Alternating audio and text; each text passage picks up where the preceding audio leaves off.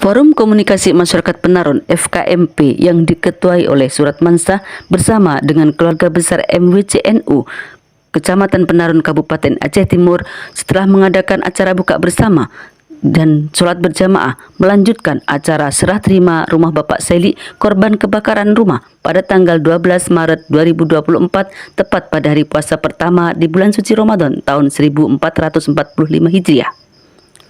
Dalam acara serah terima tersebut dihadiri juga oleh tokoh masyarakat Penaron yang diwakili oleh Hermansyah SEI, DPRK terpilih Suhada, Kuramil, Kecik, dan juga Banser di wilayah Kecamatan Penaron Kabupaten Aceh Timur.